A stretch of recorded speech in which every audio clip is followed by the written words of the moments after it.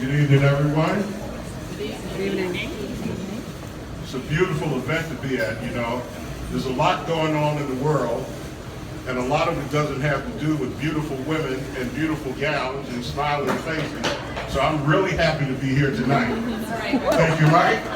Thank you, Corinne.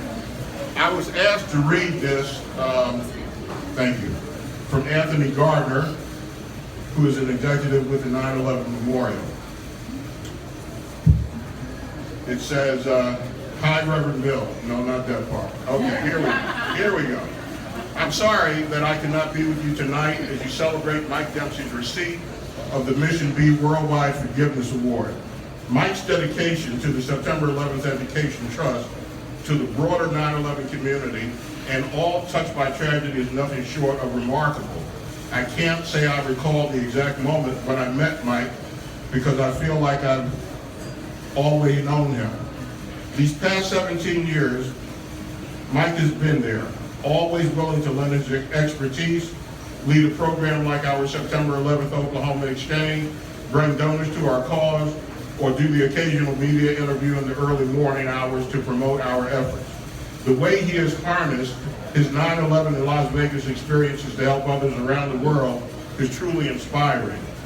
His capacity to offer support and a big shoulder to cry on is boundless, and his work in the 9/11 community over these last 17 years has brought hope and healing to many people. Mike, on behalf of Pat Riley and all of your colleagues on the board of the September 11th Education Trust, congratulations on this well-deserved recognition, and thank you for all the inspiring work that you continue to do to help others who need it most. Signed, Anthony Gardner.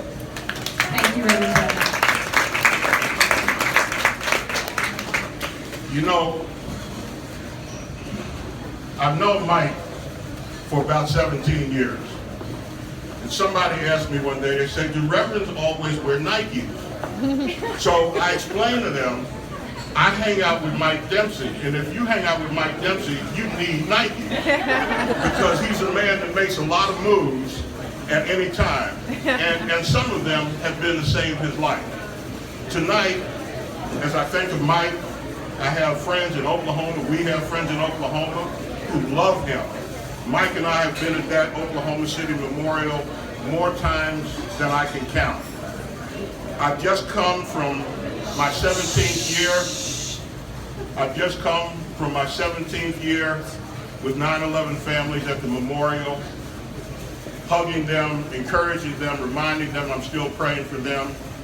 Tonight, 17 years later, we lost Michael Hansen, an NYPD ESU member, to cancer. I was informed by John Field on the way here, praying for his family tonight. 17 years later, we're still losing people from 9/11. Keep those families in your prayers. I left that memorial on 9/11 and went to Las Vegas to be with those families and survivors from the shooting that killed 58 people. I left there the next day and went to Parkland, Florida, to be with those families, to be with those families who are mending and getting ready to come to their February 14th, first anniversary. When I think of Mike Dempsey, I think of what it means to us, the 9/11 community, what it means to us, people who care about America, to have a man that goes around the country lending support to causes. It is appropriate, it is proper, and I just thank you, Corinne, for honoring Mike for his service not only to the 9/11 community, but throughout this country in support of people that are doing good work in their community for people. I am as honored tonight as I was to be at the memorial on 9/11, as I was to be at the hour of October 1 when 58 people were killed, as I am to be working in Parkland, Florida, as those families recover, to be standing here tonight to introduce a great husband, a great father, a great friend, a man who not only loves New York and 9/11 families, but loves the work of educating our young people, along with Karen, about Corinne. Don't forget that. Don't make the mistake I just made. Corinne. About their part in making America the best that it can possibly be. So it is my great honor to welcome my friend to the microphone, Mike Dempsey.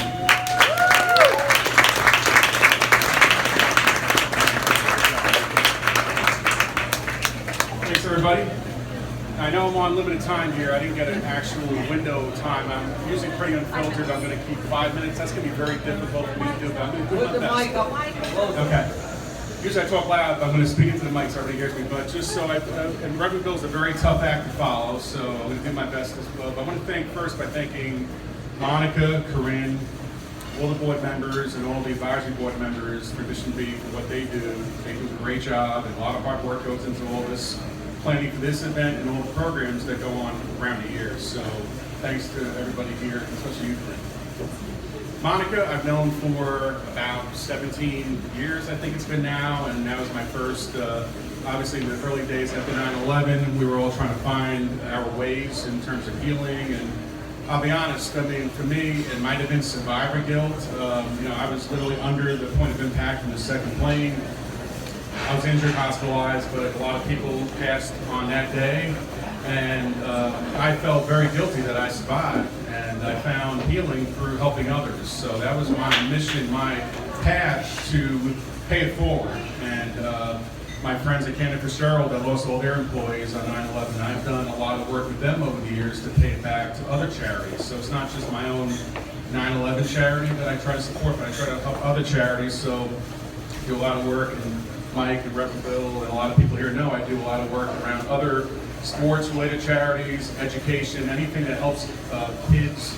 So I try to continually do. That's my double life that I lead, because I can't forget who I was, what happened in 9/11. It'll never. I had no closure. I had Las Vegas reopened a lot of wounds, post-traumatic stress disorder. But instead of being home and kind of wallowing in misery, I try to just continually get, like Reverend Bill, I use my Nikes and I try to get out there and help people, and that's what keeps me going. So I just wanted to stay with that. I have a couple of things just so I don't forget anything, as I usually do, because you get in the heat of emotion when you're up here. But one thing I wanted to mention is the mindfulness training in the schools.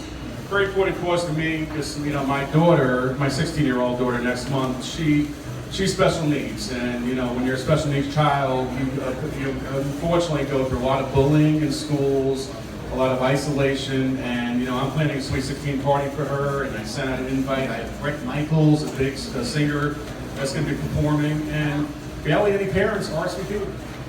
But instead of getting angry, I didn't get angry. I understand, and I told my daughter not to accept it, but also just try to learn from it and understand that, try to keep helping others. And we're going to actually have a sold-out party. We have this big, I put a post on Facebook, really in a very manner to say, special need kids deserve to be treated as mainstream children, because she has a lot of talents.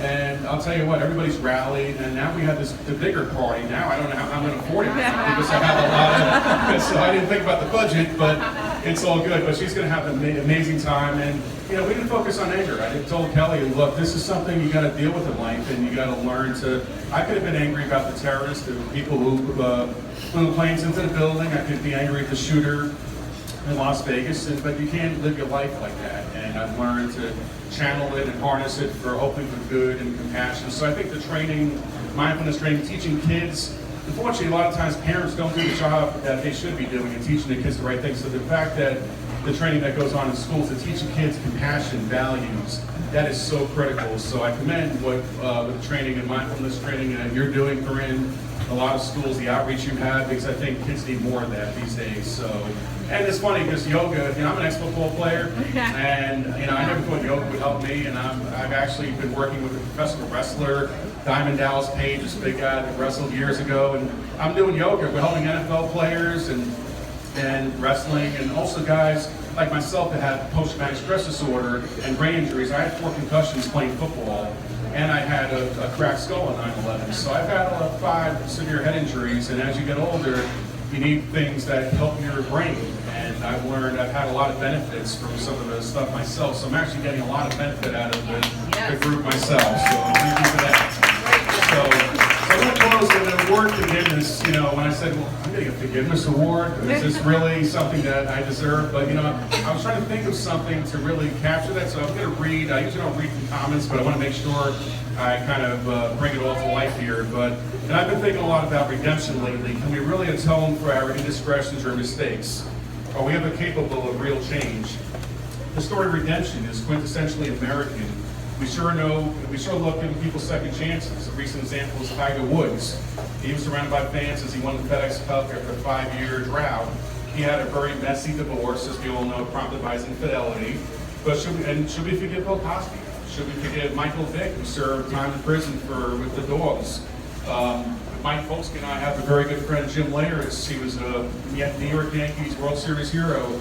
He had an accident in 2007. The guy has done so much good work in the community over the last 11 years through my 9/11 Education Board and other charities. So you think about, should he be redeemed? He made one mistake, and look at where he is now, doing a lot of good for a lot of people. Our society is full of people who will fall in one way or another, and what we do with these people, you know, how many good acts make up for a bad act? If you're a Nazi war criminal and then spend the next 40 years doing good deeds and feeding the hungry, does that make up for being a concentration camp guard? I don't know the answer. I want there to be a possibility of redemption for all of us, because we all do terrible things in life. We should all be forgiven, because if there's no possibility of redemption, what's the answer to that? So I just feel like people should be given those second chances in life. And I always tease, I mean, man, I would have to work for Supreme Court justice because Lauren was somewhere around here, but the college is in. I'm teasing when I say that. Just You want me to cut that part out? Yeah, our sense of humor, but you know, all of us make mistakes in life, and yeah, I did drink beer in college. I will admit, I did. I like beer, but in all seriousness, beer, man.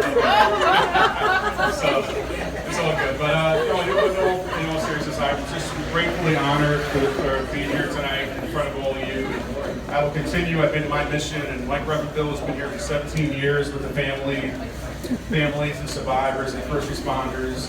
I will continue to do my work to help others and continue my outreach. And I hope all of you do the same with whatever charity work, whatever inspires you, keep doing it. Because when we leave this world, it's not about what I did for a living. She mentioned I worked at Dixon Hughes Goodman and KPMG. That's not on my tombstone. It's the work I do with charities and helping others that I'll be remembered for. That's my legacy, not what I do for a living, my professional living. My charity work is my legacy. So I hope all of you will think about what charities you like to support and continue to help others. So thank you, Mike Dempsey, and it's a great honor to present Mike with the Worldwide Forgiveness Award. And we thank our partners at the Worldwide Forgiveness Alliance. And just so you have a little history on this award, Worldwide Forgiveness Day has been was endorsed by President Obama. I went to the White House 2 years ago and proposed a National Day of Forgiveness. And he came forth and wrote me 2 letters supporting our work in forgiveness with the Worldwide Alliance. And it's a beautiful